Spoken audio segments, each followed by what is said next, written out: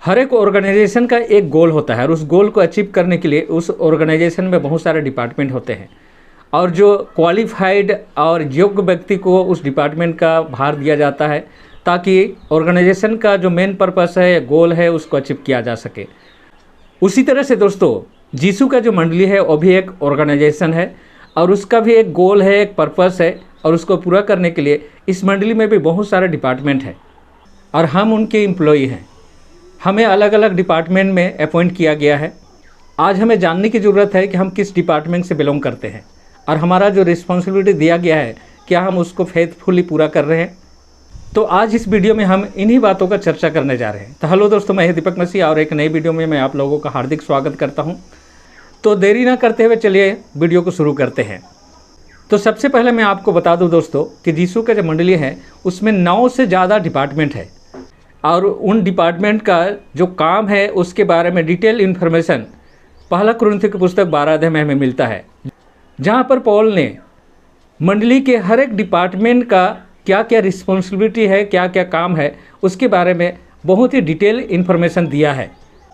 जैसा कि पहला कुरिन्थियों की पुस्तक 12 अध्याय का 28 पद में पौल कुछ इस तरह से वर्णन करता है, और परमेश्वर ने कलीसिया में प्रथम प्रेरित, द्वितीय नबी, तृतीय शिक्षक, फिर सामर्थ्य के काम करने वाले, चंगा करने के वरदान वाले, परोपकारी, प्रबंधक तथा अन्य अन्य भाषाएं बोलने वाले और उन भाषाओं का अर्थ बताने वाले, और इन सारे डिपार्टमेंट में लोगों को अपॉइंट करने वाला जो मैनेजर है वो पवित्र आत्मा है। जैसा कि 11 पद में लिखा हुआ है, परंतु वही एक आत्मा ये सब काम करवाता है और अपने इच्छानुसार जिसे जो चाहता है अलग अलग बांट देता है। तो पवित्र आत्मा है मंडली का मैनेजर, प्रेसिडेंट, जो भी आप समझ सकते हैं, क्योंकि मंडली को चलाने के लिए जो निर्देश, जो इंस्ट्रक्शन जो मिलता है वो पवित्र आत्मा के द्वारा मिलता है और वो अलग अलग लोगों को अलग अलग डिपार्टमेंट अपॉइंट किया है ताकि मंडली का ग्रो अच्छी तरह से हो सके। अब यहाँ पर आप अपने को जांचिए कि आप किस डिपार्टमेंट से बिलोंग करते हैं, आपको कौन सा डिपार्टमेंट पवित्र आत्मा ने दिया है।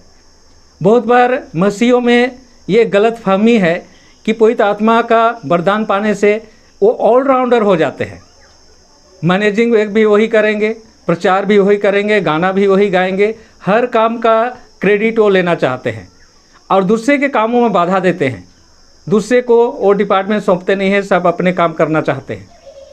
तो ये गलतफहमी आज आप लोगों का दूर होने वाला है, क्योंकि पौल यहाँ पर बहुत ही क्लियर यहाँ पर समझाता है कि हम मसीह के देह के अंग हैं।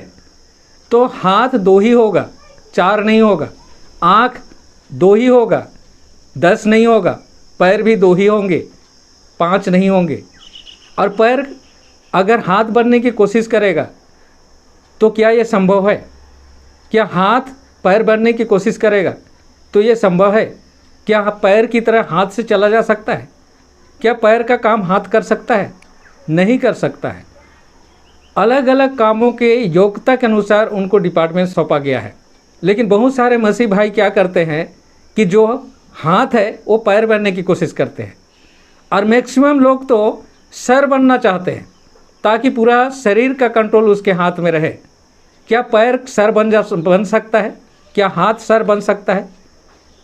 पौल यहाँ पर बोलता है कि सारा शरीर आँख ही होता तो चलना कहाँ से होता।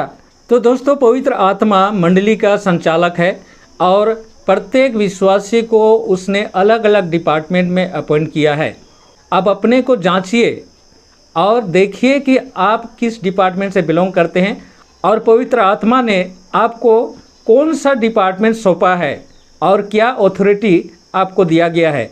आप उसी को अच्छी तरह से करने की कोशिश कीजिए। अब सवाल उठता है दोस्तों कि हम किसी भी डिपार्टमेंट, किसी भी ऑर्गेनाइजेशन में हम जॉब क्यों करते हैं? क्योंकि वो हमारे नीड्स है, हमारी ज़रूरत है, हमें जीने के लिए खाने की ज़रूरत पड़ती है और उसके लिए काम करने की ज़रूरत पड़ती है। तो उसी तरह से मंडली भी एक ऑर्गेनाइजेशन है और वहाँ जो काम करते हैं उनकी जीविका वहाँ से चलती है। साथ में उस मंडली में जो बेनिफिट है वो सारे बेनिफिट उनको मिलता है।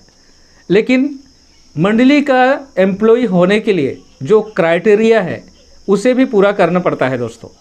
क्योंकि किसी भी कंपनी में अगर आपको नौकरी चाहिए तो आपको इंटरव्यू देना पड़ेगा और उस इंटरव्यू में आपकी योग्यता को जांचा जाएगा और उसमें यदि उस कंपनी के क्राइटेरिया में आप फिट बैठते हैं तभी आपको अपॉइंटमेंट दिया जाता है। उसी तरह से मंडली का एम्प्लॉय होने के लिए पाप रहित होना है। जैसा कि पीतर प्रेरित 2 अध्याय का 38 पद में कुछ इस तरह से कहता है, मन फिराओ और यीशु मसीह के नाम से तुम में से प्रत्येक बपतिस्मा ले कि तुम्हारे पापों की क्षमा हो और तुम पवित्र आत्मा का वरदान पाओगे। तो यह पवित्र आत्मा का वरदान पाना ही अपॉइंटेड होना है, एम्प्लॉय होना है, डिपार्टमेंट का अधिकारी होना है। क्योंकि प्रेरित 5:32 के अनुसार आज्ञा उल्लंघन करने वालों को पवित्र आत्मा का वरदान नहीं दिया जाता है। और दोस्तों मैं आपको क्लियर कर दूं कि पवित्र आत्मा पाने का मतलब ही है पवित्र आत्मा का वरदान पाना। और पवित्र आत्मा का वरदान ही वो डिपार्टमेंट है जो मंडली को ग्रो करने के लिए यहाँ पर अलग अलग बनाया गया है और उस डिपार्टमेंट का अब एम्प्लॉय हो जाते हैं। आपका रिस्पॉन्सिबिलिटी बनता है कि उस डिपार्टमेंट को आप अच्छी तरह से हैंडल करें।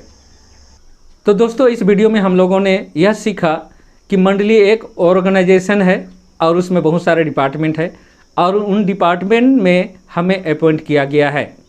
लेकिन दोस्तों मैं आपको सावधान कर दूं, जिस तरह से पवित्र आत्मा मंडली का संचालक है, प्रबंधक है और मंडली को किस तरह से हैंडल करना है, किस तरह से ग्रो करना है, उसका सारे पावर पवित्र आत्मा के पास है।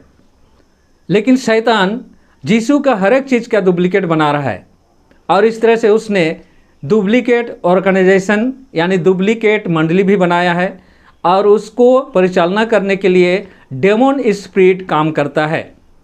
तो हमें यह भी जानने की ज़रूरत है कि कौन सा मंडली को पवित्र आत्मा लीड कर रहा है और कौन सा मंडली को डेमोन स्पिरिट लीड कर रहा है।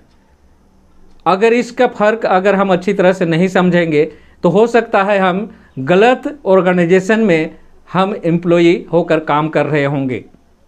तो इस विषय में मैं आने वाले वीडियो में आप लोगों से बातें करूंगा। आज का वीडियो हम यहीं पर समाप्त करते हैं। इसी तरह का और भी वीडियो आप देखना चाहते हैं तो मेरे चैनल से जुड़ सकते हैं। उसके लिए आपको मेरे चैनल को सब्सक्राइब करके बेल आइकन को दबाकर ऑल सेलेक्ट करना पड़ेगा।